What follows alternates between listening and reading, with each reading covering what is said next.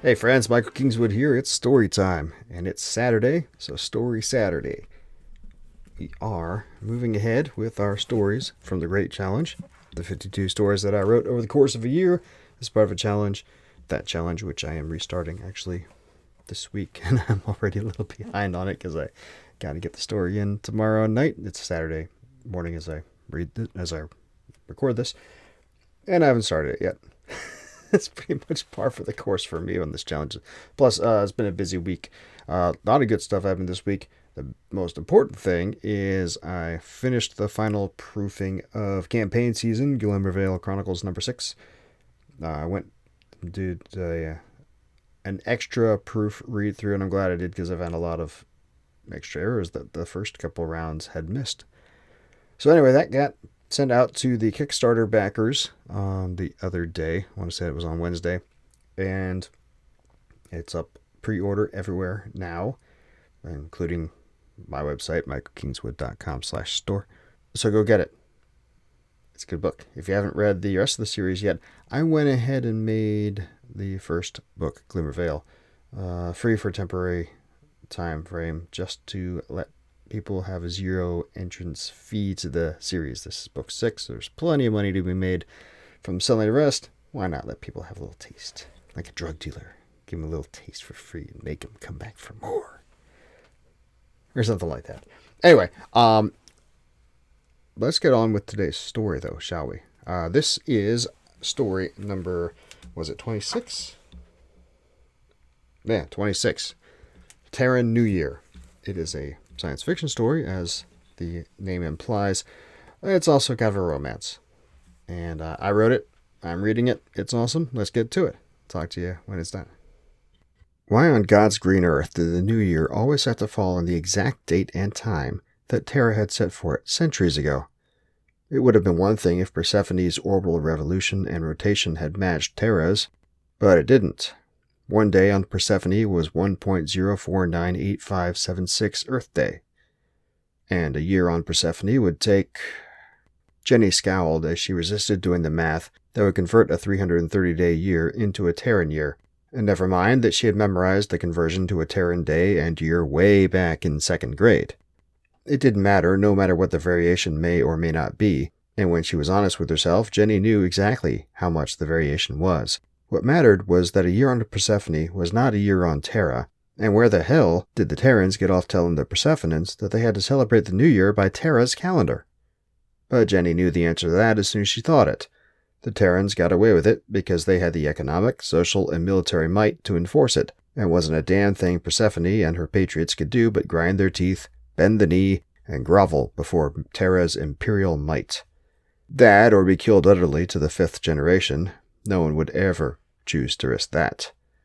So Jenny had grown up beneath the boot of the Terran Empire, listened to its news messages of fighting for peace, freedom, and self-determination for all, while at the same time turning power over the Empire's controlled territories, including her home, to political flunkies who knew less than nothing about how to manage business on the lands and planets they had just been bequeathed, but who had expertise in milking that production for the flunkies' own gain, and apparently more importantly, in milking the population's young virgins for his own pleasure as well.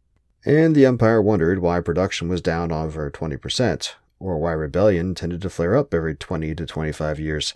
All that being said, Kevin still stood in front of Jenny, his expression a mixture of hope and terror, as he waited for her to answer to his invitation to the New Year's Eve ball. In all of her 16 years, Jenny had only had one boy who could even approximate a boyfriend. Samil, who had grown up 2 doors down from her parents' townhouse, and who had flushed crimson and then fled, trying in vain to conceal his admittedly disappointingly small erection when she had taken their kissing to the next step and removed her blouse and bra. She had sat there, feeling the swelling within her that had started to open up and call for him fade in disappointment, and mentally shouted curses at his lack of manhood as he fled. Since that utter humiliation, and the accompanying frustration that came with it, she had not let any person with a Y chromosome near her at all. And yet, Kevin had wormed his way in, and Jenny's heart had swelled to welcome him inside, although, truth be told, Kevin hadn't had to squirm or maneuver all that much. She had halfway fallen for him the moment she laid eyes on him. Tall, muscular, darkly tanned, with black hair and dark brown eyes, even everything she had ever dreamed of, her strong, powerful father taken to the next level. And so much more than that. Because while her father had meekly bent the knee, Kevin was standing up, protesting against the injustice of Terran rule, and secretly in the shadows, helping to build an army that would drive the Terrans off once and for all. So why did he want to go to the New Year's Eve ball of all things? Jenny would have presumed he would avoid the thing entirely, in protest against the blatant imperialism implicit in the event's entire premise. And yet, here he stood, on the doorstep of her parents' little house, looking at her with earnest eyes that strove very hard to not betray the fear that he was surely suppressing that she would say no, as he awaited her answer. Jenny shifted on her feet and glanced behind herself. The noonday sun shone through the open doorway into the house, augmenting the solar-tuned LEDs in the overhead to produce a warm, almost natural glow throughout the space. Her parents' well-upholstered navy blue couch and armchairs almost seemed to stand erect before the sunlight that accompanied her gaze, followed by the cream paint on the sitting room walls and then the brown-stained faux wood in the kitchen beyond, where her mother was working on a stew of some sort for dinner.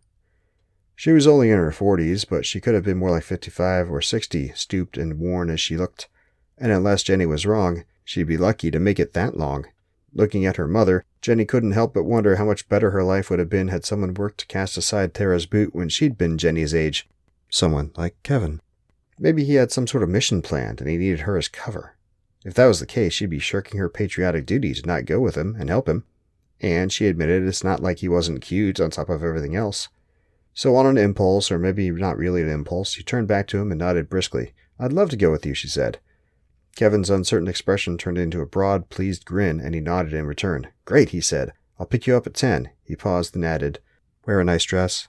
He winked, then turned and walked down the little set of stairs that separated her front door from the flagstone pathway that connected what little there was of their front yard. But by God, though it was little, Mom kept it trimmed, manicured, and green as Ireland, wherever that was, from the sidewalks that ran alongside the street leading back to the center of town. Jenny watched him go and felt a little stirring of nervousness.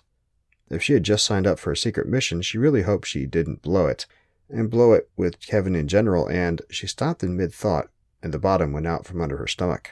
What had he said? "Wear a nice dress," his voice echoed in her ears. But she didn't have any nice dresses. Whirling around faster than she ever had, she bounded toward the kitchen. "Mom!" Kevin cleaned up nice. When he showed up to Jenny's house, he was in a gray-brown suit with a white shirt and a red-orange tie that somehow made the color of his eyes stand out all the more brightly. Jenny hadn't realized it was possible, not in that color combination, but it worked. Walking next to him as they ascended the short stairwell that led from the entrance to the athletic field house where the New Year's Eve celebration was being held, Jenny felt like a weed next to a flower bed. She didn't have any nice dresses, and of course Mom and Dad didn't have the extra money to buy her one, even if there had been time to go shopping that afternoon. But Mom had an old dress stashed away in the back of her and Dad's closet, a little navy blue number that was cut to be tight in the hips, but generous in the bosom, with thin straps that ran up over her shoulders to keep the thing up, and a little slit that ran from her left ankle to mid-thigh on the same leg, which allowed for easier movement and showed off a little bit of leg as well. The problem was Jenny wasn't nearly as busty as Mom, though she was taller. So while the slit on the leg worked really well, she felt like a half-filled sack of potatoes up top. Kevin hadn't noticed, though, or if he had, he'd been polite enough not to mention it. In fact, he said she looked great when he showed up at her door to pick her up. That was nice of him. Didn't stop her from feeling self-conscious as they reached the top of the stairs and stopped before the marble pillars lining the entrance to the field house. A short line had formed there as people were being checked by security as they made their way inside, and for a second Jenny felt a flash of nerves on top of her self-consciousness. "Uh-oh," she said, glancing up at Kevin. Had his mission been blown already? He looked sidelong at her. "What, did you forget something?"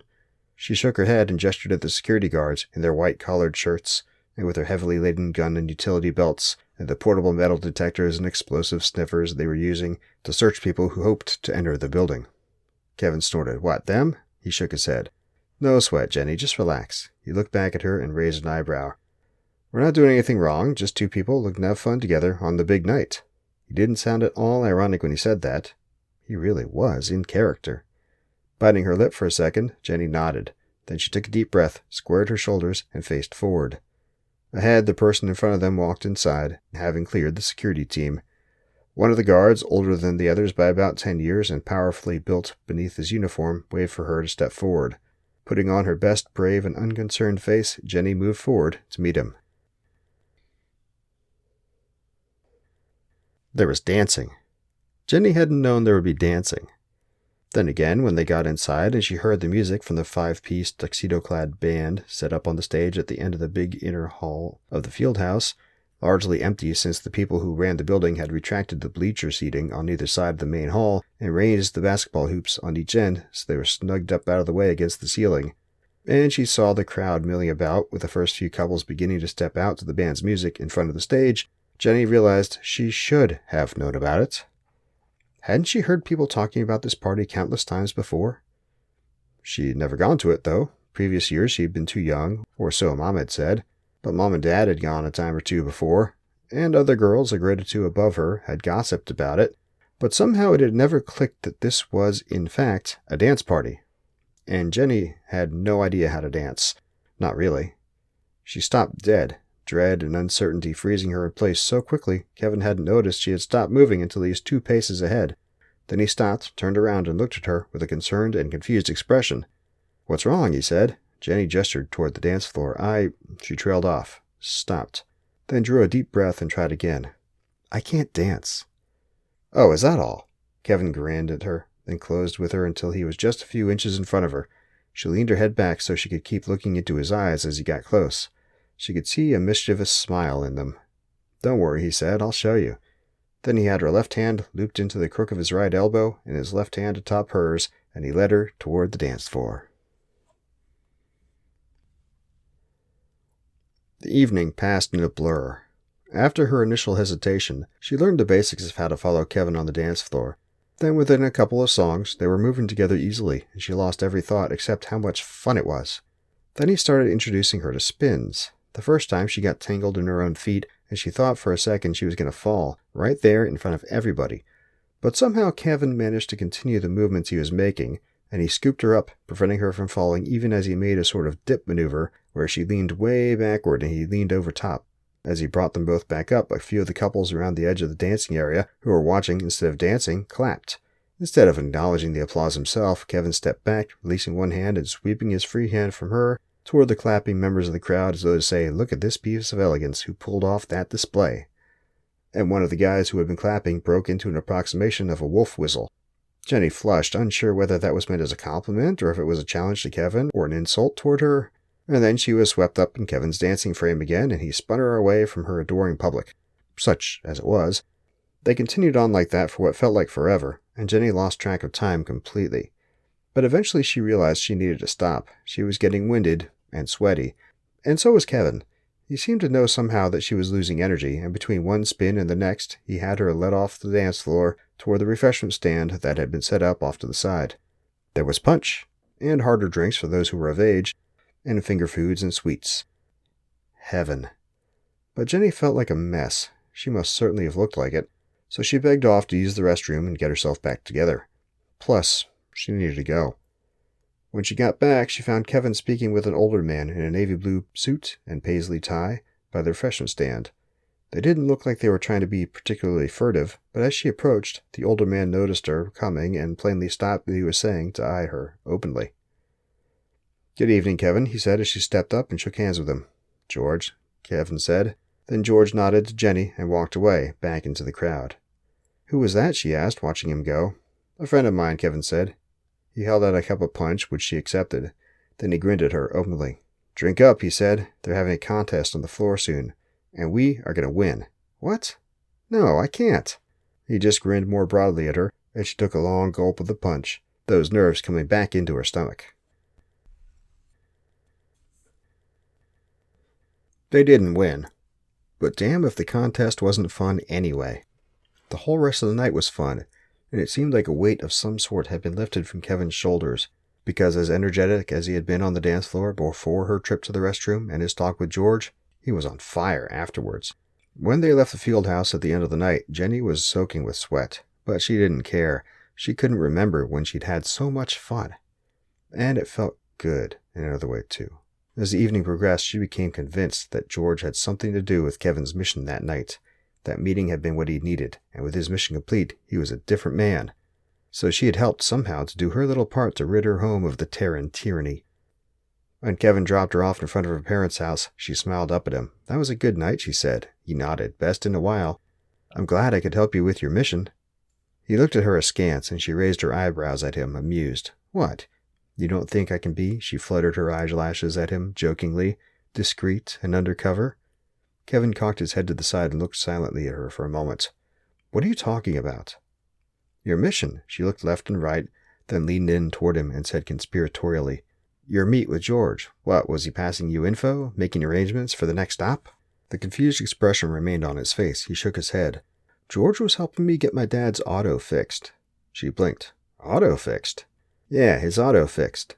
Some of the good humor left his voice. What did you think this was? Now it was Jenny's turn to look confused. Well, you're always talking about getting rid of the Terrans. I just thought maybe you had something going on, needed a cover, and that I... She paused, then spit it out. That I was helping you.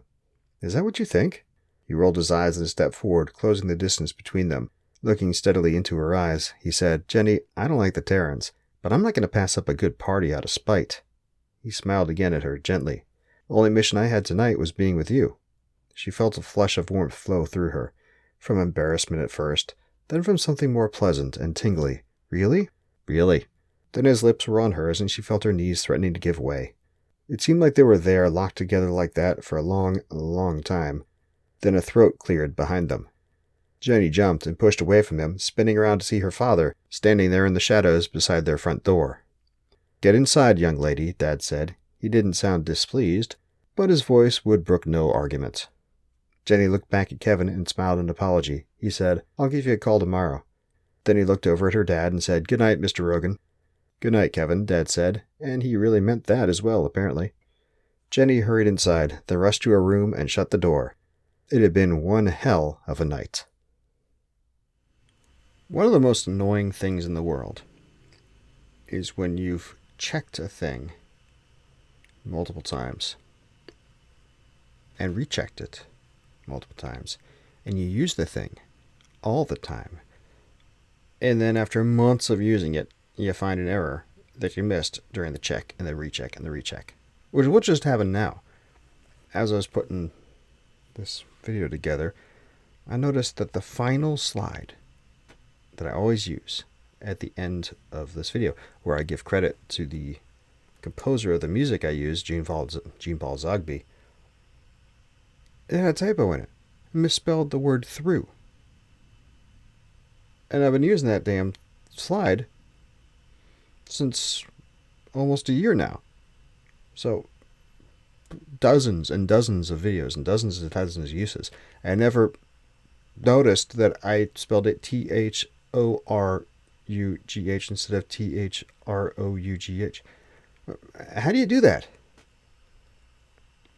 Which, of course, explains how there's typos in every book that has ever been published, no matter how many proofreads are done of it, even in some of mine.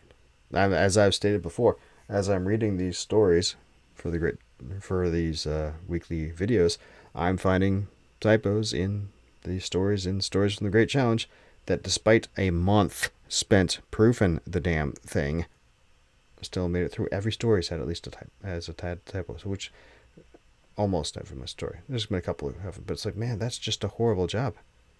Still spent a month doing it. Anyway, that's got nothing to do with the fun little story we just read. Just a little bit of angst that I felt like getting out. But hey, so Terran New Year, fun little sci-fi romance. I liked it. Hopefully you did too. If you did, come back next week for the next one. Next week is number 27. It's called Santa Fe Station. It is not sci-fi. It is not fantasy. In fact, it's set right here in San Diego in the modern time. Sort of a mystery, sort of crime, sort of just walk of life kind of story. So change of pace from what we're doing here the last few weeks. But that's okay, because change of paces are good. Yeah, like I said, the new book is coming out on the 15th. Go pick it up. Go by michaelkingswood.com/store. You can pick it up there. michaelkingswood.com. You can become a member of the site. Give a couple of bucks a month if you just like what I'm doing and want to help keep the lights on around here. Maybe add some lights. Sign up for the newsletter there too, so you can get updates on new releases and cool deals that I do from time to time. And make sure you like this video or the podcast episode or whatever. Subscribe, tell all your friends, and come back next week. It's a good time talking a modern story. It'll be good. I think that's all I got for now. Thanks for tuning in. Hope you like it, and I'll talk to you next time. Until then, don't do anything I wouldn't do.